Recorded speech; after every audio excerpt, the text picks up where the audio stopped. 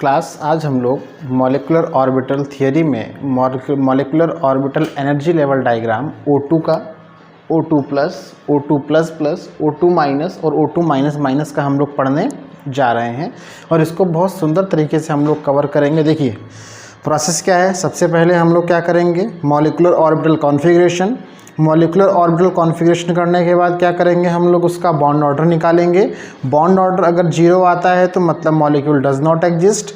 अगर 1 2 3 4 में से कुछ आता है इसका मतलब इंटीजर में आता है, मतलब मॉलिक्यूल एग्जिस्ट एंड स्टेबल। अगर वो डेसिमल में आता है बॉन्ड ऑर्डर तो हम कह देंगे मॉलिक्यूल एग्जिस्ट बट अनस्टेबल। उसके बाद एक एनर्जी लेवल डायग्राम तैयार होगा। आइए हम लोग इसे कवर करते हैं, बहुत ध्यान से पढ़ाई कीजिएगा। जैसे हम लोग पहले कौन सी बात कर रहे हैं क्लास, जैसे हम लोग O2 की बात करें तो O2 का जब करेंगे आप तो O प्लस O क्या बन जाएगा, O2। अब देखिए ऑक्सीजन का एटॉमिक नंबर कितना होता है, 8 और 8 कितना हो गया, 16 इलेक्ट्रॉन। अब आप क्या करेंगे, मॉलिक्यूलर ऑर्बिटल कॉन्फ़िगरेशन, और जब आप मॉलिक्यूलर ऑर्बिटल कॉन्फ़िगरेशन कीजिएगा सिग्मा 1s की एंटी बॉन्डिंग, सिग्मा 2s की एंटी बॉन्डिंग, सिग्मा 2px, पाई 2py, पाई 2pz है ना क्लास, और पाई 2py, पाई 2pz इसकी एंटी बॉन्डिंग, फिर सिग्मा 2px की एंटी बॉन्डिंग। 2 2 4 2 6 2 8 2 10 11 12 13 14 15 16। देखिए चाहे वो P कोई भी ऑर्बिटल 10 मॉलिक्यूलर ऑर्बिटल है, सब में इलेक्ट्रॉन 2 रहेंगे। पाई में जब इलेक्ट्रॉन को फिल किया जाता है तो पाई में इलेक्ट्रॉन को फिल करते समय क्लास हम लोग ध्यान देते हैं, हुंड के रूल को फॉलो कर रहे होते हैं।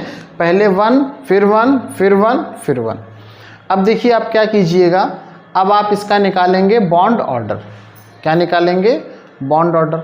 वो क्या होता है, NB माइनस Na/2, मतलब number of bonding electron minus number of anti bonding electron divided by 2। अब देखिए बॉन्डिंग वो है जिस पे स्टार नहीं लगा हुआ है, और जिस पे स्टार लगा हुआ है वो एंटी बॉन्डिंग है। तो हम लोग किसकी बात कर रहे हैं, बॉन्डिंग इलेक्ट्रॉन में 2 2 4 2 6 2 8 2 10। एंटी बॉन्डिंग में कौन है, 2 2 4 और 2 6/2। 4/2 कितना हो गया, 2। इंटीजर में आ गया। It's mean that molecule exist and stable. इतनी बात समझ में आ गई होगी आपके कि मॉलिक्यूल एग्जिस्ट भी कर रहा है और मॉलिक्यूल क्या है, स्टेबल भी है। अब आइए समझते हैं, है ना। तो आप एनर्जी लेवल डायग्राम के लिए आप तैयार रहें। तो एनर्जी लेवल डायग्राम में हमें ये ध्यान रखना है कि आप इसको ऐसे बनाइए। देखिए थोड़ा हमें जगह ज़्यादा चाहिए होगा। आप 2 बराबर लाइनें पहले खींच लीजिए बराबर से। जब आप ये लाइन खींच लेंगे तो देखिए ऐसे बनाइए, है ना। और एक और ऐसे बना दीजिए, फिर एक और लाइक दिस, इसी में एक और, है ना। इधर जो होते हैं एटॉमिक ऑर्बिटल और ये होता है आपका मॉलिक्यूलर ऑर्बिटल सेंटर वाला। अब क्या होगा, सिग्मा 1s की एंटी बॉन्डिंग, सिग्मा 2s की एंटी बॉन्डिंग, सिग्मा 2px, पाई 2py, पाई 2pz, पाई 2py, पाई 2pz की एंटी बॉन्डिंग और सिग्मा 2px की एंटी बॉन्डिंग। एटॉमिक ऑर्बिटल भी तैयार कर दीजिए। इधर ये 1s वाला है, ये क्लास 2s का है, ये इधर आपके पास 2p ऑर्बिटल का है ना। अब आप देखिए इलेक्ट्रॉन भरेंगे, 10 मॉलिक्यूलर ऑर्बिटल जिस सीक्वेंस में यहाँ पर है उसी सीक्वेंस में आपके वहाँ पर भी दिए गए हैं। अब आप देखिए इसको फिल कैसे करेंगे। सिग्मा 1s में कितने इलेक्ट्रॉन हैं? 2। सिग्मा 1s की एंटी बॉन्डिंग में कितने हैं? 2। सिग्मा 2s में 2। सिग्मा 2s की एंटी बॉन्डिंग में कितने हैं इलेक्ट्रॉन? 2। सिग्मा 2px में कितने हैं क्लास? 2। पाई 2py में भी क्लास 2 है, तो एक क्लॉक एंटी क्लॉक, पाई 2pz में एक क्लॉक एंटी क्लॉक, और इसमें क्लास सिंगल इलेक्ट्रॉन है। तो अब आप देखिए कैसे इलेक्ट्रॉन है मॉलिक्यूलर ऑर्बिटल में। मॉलिक्यूलर ऑर्बिटल में अनपेयर्ड इलेक्ट्रॉन्स है, और अनपेयर इलेक्ट्रॉन की वजह से क्या हो जाएगा? ये पैरामैग्नेटिक। पैरामैग्नेटिक अगर पेयर्ड होगा तो डायामैग्नेटिक, अनपेयर्ड है तो पैरामैग्नेटिक। आइए अब आपको इसी के आगे हम आपको बताते हैं, ज़्यादा कंफ्यूज नहीं होना है। अगर आपको यही क्वेश्चन में दे दिया गया होता कि O2 प्लस का आपको करना है, ध्यान समझिएगा, अगर आपसे कह दिया जाता कि O2 प्लस का करके बताइए तो कुछ नहीं करना है। O और O प्लस जब मिलेगा तभी तो बनेगा क्या? O2 plus. अब ऑक्सीजन के पास 8 इलेक्ट्रॉन है, एक कम हो जाएगा तो कितने हो जाएंगे इलेक्ट्रॉन क्लास? 7। 8 और 7 कितना हो गया? 15। तो हम जब कॉन्फ़िगरेशन करेंगे तो एक इलेक्ट्रॉन यहाँ क्या कर देंगे? कम कर देंगे। तो एंटी बॉन्डिंग में कम हुआ तो 10 में से 5 घटा देंगे तो कितना हो जाएगा? ये 5/2, तो 2.5 आ जाएगा। तो मॉलिक्यूल डेसिमल में आ रहा है एग्जिस्ट बट अनस्टेबल। एग्जिस्ट तो करेगा लेकिन कैसा होगा? अनस्टेबल। तो कॉन्फ़िगरेशन में क्या होगा? यहाँ पर एक इलेक्ट्रॉन क्या कीजिएगा? कम कर दीजिएगा, तब भी अनपेयर्ड ही रहेगा। नेचर कैसा होगा इसका? पैरामैग्नेटिक। अगर आपसे कहा जाता O2 प्लस प्लस का कीजिए तो एक O प्लस यहाँ लिखते, तो प्लस का मतलब कितना हो जाता? 7। जब ये मिलता तो O2 प्लस प्लस 7 कितना हो जाता? 14 इलेक्ट्रॉन हो जाएगा। आप एक इलेक्ट्रॉन और कम कर दीजिए तो कितना हो जाएगा? ये एंटी बॉन्डिंग में 2 कम हो, एक और कम कर दीजिए तो 10 में से 4, क्योंकि हमारे पास एंटी बॉन्डिंग कितने बचे? 2 और 2 4 इलेक्ट्रॉन, तो 4/2 दैट मीन्स 2 इंटीजर आया। तो मॉलिक्यूल एग्जिस्ट एंड स्टेबल। अब देखिए पाई, इसके इलेक्ट्रॉन खत्म, पाई 2py पाई 2pz में ही तो खाली है, तो ये पेयर्ड इलेक्ट्रॉन है, अनपेयर्ड नहीं है। कैसे हो गया इलेक्ट्रॉन? पेयर्ड। और पेयर्ड का मतलब क्या हो जाएगा? डायामैग्नेटिक। Paired means diamagnetic. अब देखिए अगर आपको कहा जाता O2 माइनस का कीजिए तो क्या करते? एक O रहता और एक O माइनस रहेगा तो क्या बन जाएगा? O2 minus. ऑक्सीजन का 8, एक बढ़ा दीजिए, 8 और 1 कितना हो गया? 9, तो कितना हो गया? 17 इलेक्ट्रॉन। अब कॉन्फ़िगरेशन करेंगे तो 2 2 4 2 6 2 8 2 10 11 12 13 14 15 16 और 1 17। अब देखिए तो बॉन्डिंग में कितने हो गए? 2 2 4 2 6 2 8 2 10। बॉन्डिंग वो है जिस पे स्टार नहीं लगा है। एंटी बॉन्डिंग में देखिए 2 2 4 2 6 और 1 7, 10 में 7 गए, 3/2 मतलब कितना आ गया? 1.5। इसका मतलब क्या हुआ? मॉलिक्यूल एग्जिस्ट, डेसिमल में आया है ना, बट अनस्टेबल। लेकिन कैसा है ये? अनस्टेबल है। यहाँ पर क्या करेंगे? पाई 2py में 2 इलेक्ट्रॉन और पाई 2pz में 1 इलेक्ट्रॉन। ओके, तो ये देखिए अनपेयर्ड इलेक्ट्रॉन हो गया। कैसा इलेक्ट्रॉन है ये? अनपेयर्ड। अनपेयर्ड होने पर क्या हो जाएगा? ये पैरामैग्नेटिक। पैरामैग्नेटिक। अब देखिए O2 माइनस माइनस का करेंगे तो एक O माइनस, यहाँ पर भी कितना हो जाएगा? 9, तो O2 डबल माइनस, एक इलेक्ट्रॉन बढ़ जाएगा 18, एक यहाँ भी बढ़ा दीजिए तो यहाँ पर भी एक बढ़ जाएगा, 10 में से 8 गए, 2/2 1 आ गया, मॉलिक्यूल एग्जिस्ट एंड स्टेबल। तो आप यहाँ पर भी इलेक्ट्रॉन क्या करेंगे, लगा देंगे। जब यहाँ पर भी आ जाएगा तो इलेक्ट्रॉन कैसा हो जाएगा क्लास, ये पेयर्ड। पेयर्ड का मतलब क्या हो गया, डायामैग्नेटिक। डायामैग्नेटिक। तो ये सारे इंपॉर्टेंट थे, ये चारों के चारों केस। अब सबका आपने बॉन्ड ऑर्डर निकालना है, चाहिए तो उसको सीक्वेंस में इंक्रीजिंग ऑर्डर में रख लीजिए या डिक्रीजिंग ऑर्डर में कर लीजिए। तो जो भी है, इस यहाँ से एक क्वेश्चन एक आपको तैयार जरूर मिलेगा, इसको बहुत सुंदर तरीके से आप तैयार कर लीजिएगा। Okay class, thank you. B2N2C2 class, ये मोस्ट इंपॉर्टेंट इसलिए है क्योंकि ये एक्सेप्शन है।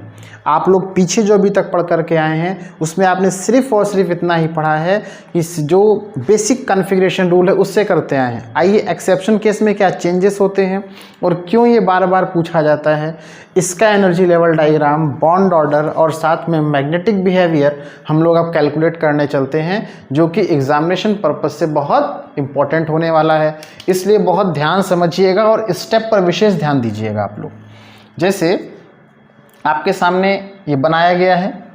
अब देखिए, हम लोग जो रूल हम लोग जानते हैं कॉन्फ़िगरेशन का, बिल्कुल ध्यान दीजिएगा, क्योंकि जो पिछला रूल है और अब जो एक्सेप्शन में रूल लगने वाला है, हल्का सा चेंजिंग क्या है वो आपको बता करके समझाने वाले हैं। जैसे देखिए, सिग्मा 1s की एंटी बॉन्डिंग, सिग्मा 2s की एंटी बॉन्डिंग, सिग्मा 2px, पाई 2py, पाई 2pz, पाई 2py, पाई 2pz की एंटी बॉन्डिंग और सिग्मा 2px की एंटी बॉन्डिंग।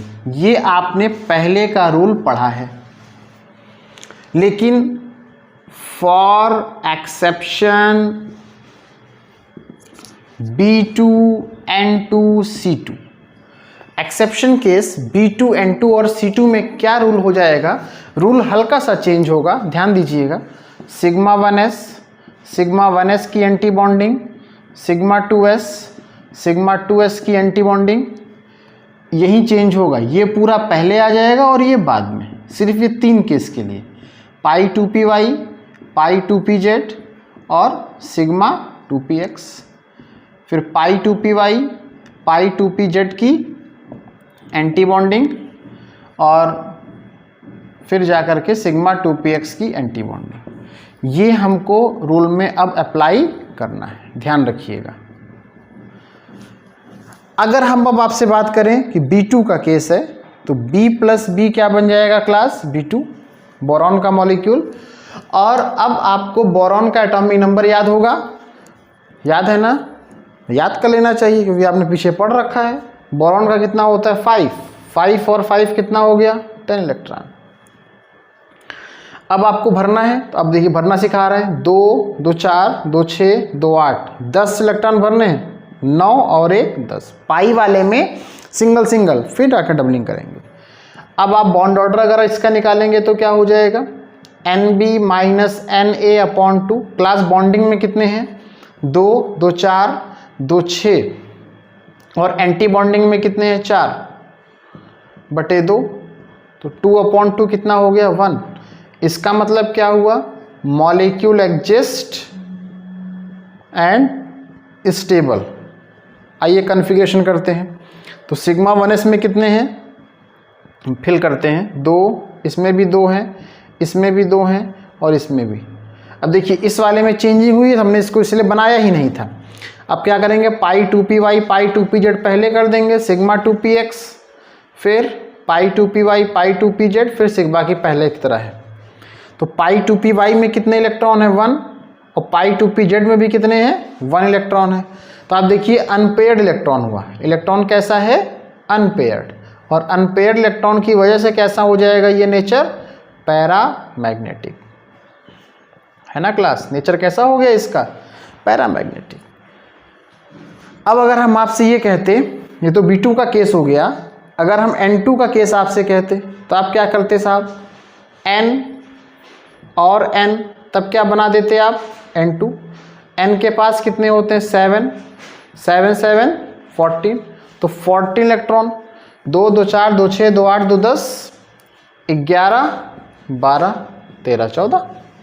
तो अब जब यहाँ पर आप बॉन्ड ऑर्डर निकालेंगे तो देखिए 2 2 4 2 6 2 8 2 10, बॉन्डिंग में कितने हो गए 10, एंटी बॉन्डिंग में 2 और 2 4, 6/2 कितना हो गया क्लास 3।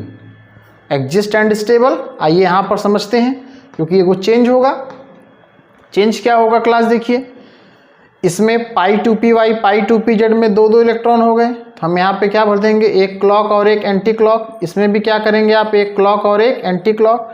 और सिग्मा 2px में भी क्या कर देंगे, एक क्लॉक और एक एंटी क्लॉक, क्योंकि 2 इलेक्ट्रॉन है। तो इस सब देखिए पेयर्ड इलेक्ट्रॉन आ गए। तो पेयर्ड इलेक्ट्रॉन की वजह से क्या हो जाएगा इसका नेचर, बोलिए डायामैग्नेटिक। डायामैग्नेटिक ध्यान रखिएगा, अनपेयर्ड पैरामैग्नेटिक, पेयर्ड डायामैग्नेटिक। अब क्लास ऐसे ही C2 वाला भी आप करेंगे। तो C2 वाले में क्या हो जाएगा, C और C, कैसा मॉलिक्यूल बन गया ये C2। कार्बन कितना होता है 6, 12 इलेक्ट्रॉन, तो भाई 2 इलेक्ट्रॉन यहाँ कम कर दीजिए बॉन्डिंग में, तो कितना हो जाएगा 2 2 4 2 6 2 8, 4/2 कितना हो गया ये क्लास 2। तो यहाँ पे देखिए बॉन्ड ऑर्डर एग्जिस्ट और स्टेबल, तीनों के बॉन्ड ऑर्डर एग्जिस्ट करते हैं और तीनों स्टेबल मॉलिक्यूल है। तो जब आप इसमें भरेंगे तो सिग्मा 2px वाला हटा दीजिए, ये अभी पेयर्ड इलेक्ट्रॉन है और डायामैग्नेटिक नेचर का होगा। तो आप देख रहे हैं कि मॉलिक्यूल का हम लोग सबसे पहले कॉन्फ़िगरेशन करते हैं, कॉन्फ़िगरेशन करने के बाद में उसका बॉन्ड ऑर्डर निकालते हैं, बॉन्ड ऑर्डर निकालने के बाद में पता चल जाता है कि वो एग्जिस्ट है कि डज नॉट एग्जिस्ट है, कि एग्जिस्ट स्टेबल है कि एग्जिस्ट अनस्टेबल है। उसके बाद हम लोग इस लेवल डायग्राम से मॉलिक्यूलर ऑर्बिटल में अगर पेयर्ड इलेक्ट्रॉन रहते हैं, अगर पेयर्ड इलेक्ट्रॉन आ रहे हैं तो डायामैग्नेटिक और अनपेयर्ड आ रहे हैं तो पैरामैग्नेटिक, इस तरीके से हम लोग इसे कवर कर लेते हैं। इसको आप बहुत अच्छे से सुंदर तरीके से तैयार कर लीजिएगा।